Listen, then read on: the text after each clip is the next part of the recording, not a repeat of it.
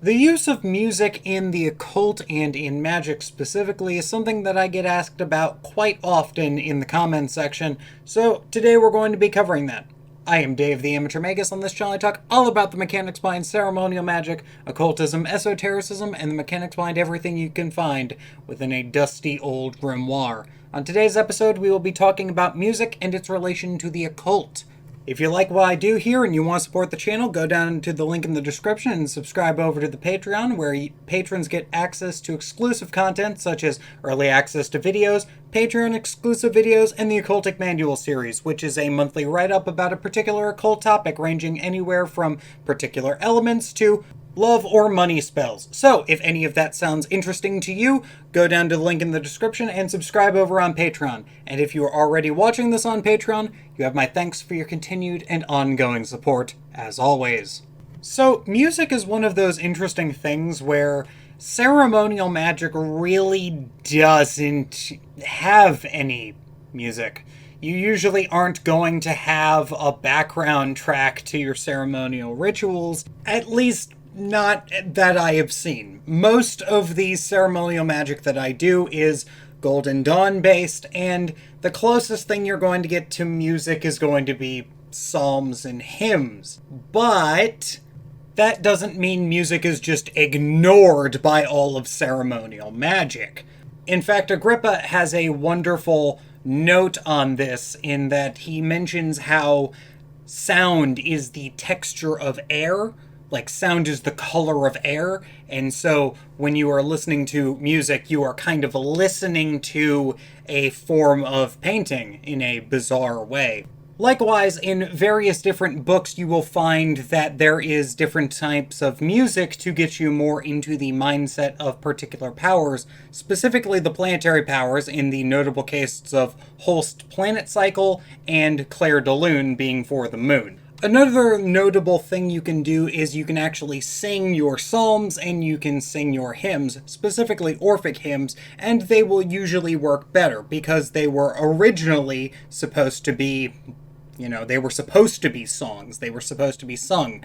So if you are using those and you are singing them, or at least saying them with as much of a sing-songy rhyme as you can, that usually will help you out in terms of actually getting the effects that you are looking for when you are doing those particular invocations. Now, it should be obvious to most people that you're going to be using music more as a preliminary in at least my style of ceremonial magic than you would be in other traditions. So if you have a more shamanic practice, maybe you would be using music, but generally speaking, when in ritual, music will not be playing, with a couple of notable exceptions, and that is if I'm trying to meditate and I'm trying to add some meditative music, maybe I'm trying to get in a particular type of meditation, maybe I'm trying to meditate in a particular way, or just to calm down after a very stressful day. Maybe I've been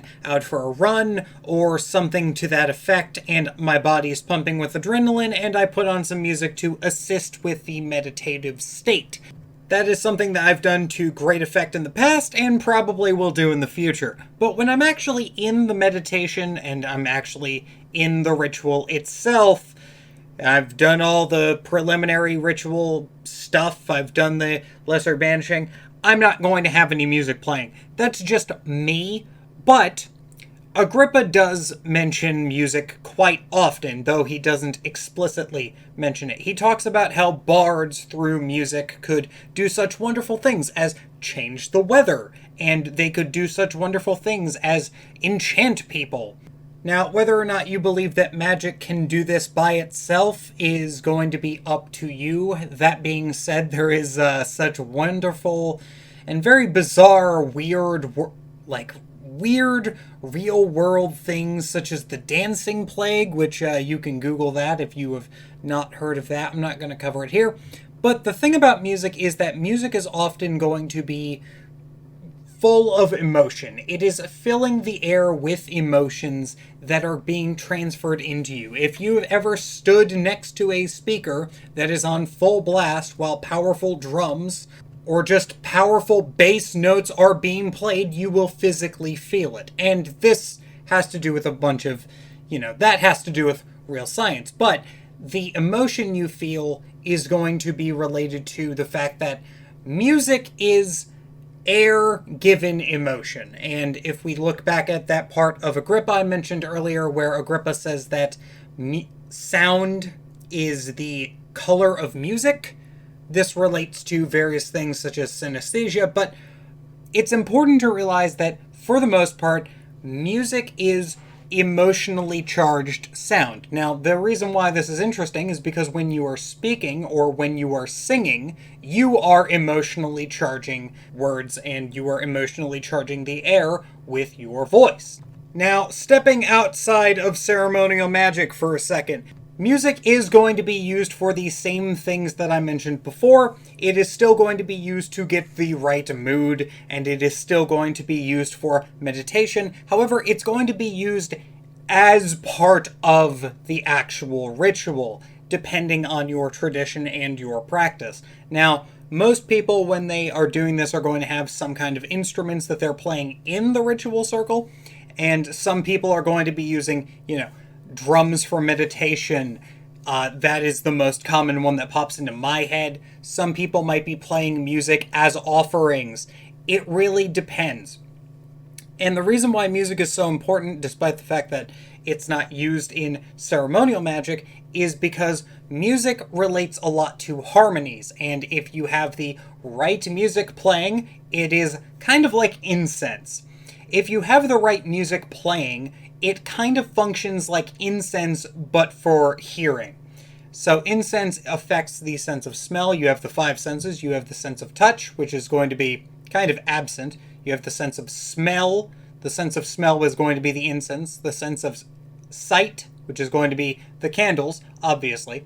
There's taste, which should almost never be used in a ritual unless you're doing a really intense visualization. And then you have sound, which is going to be hearing. Now, if you have music on during your ritual, that will affect your ritual. But the reason I bring up harmonies is because let's say that, and this is the reason why I don't play music during my ritual operations, let's say you play a song and you think that the song is good for a love spell because it has the word wedding in it.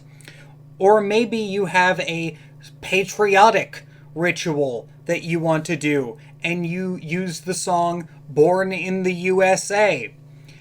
The problem with music that a lot of people who use music and haven't written it themselves have, if you go on and you create a playlist of music for your ritual operation, you really need to listen to the lyrics of the music, because in the case of using Billy Idol's White Wedding for a love spell, that song is not about love. That song is about somebody getting married and the person thought they were dating and then suddenly they get married. That is not about love. That is about, wait, I was the side piece the entire time, basically.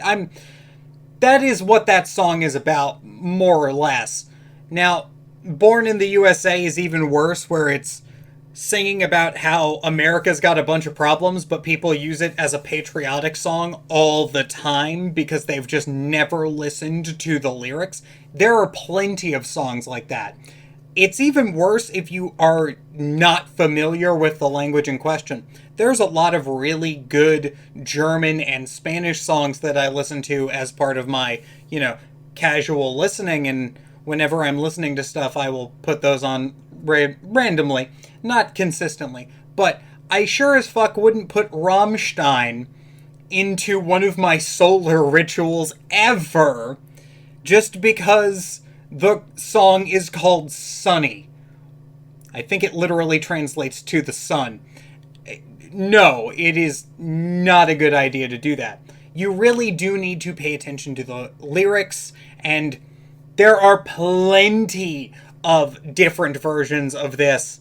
Most often for love spells, I've noticed, is that people will use music that, and this is actually the main reason why I don't use music in spells anymore. I once had a playlist of songs I thought was pretty good as like, oh, this will be a good list of songs that'll be fine for going through and doing all this stuff. And I did it, and I used the entire playlist, and it was the worst experience of my life. It was one of, if not the most awkward and kind of generally bad relationships I've had in forever. So I no longer use music because I just don't want to risk a repeat of that ever again. But if you are writing your own songs or they have no lyrics, you're just putting raw emotion into your rituals, more power to you.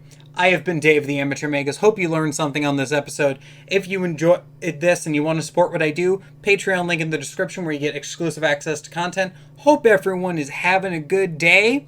And if you're not having a good day, hope your day gets better. Take it easy.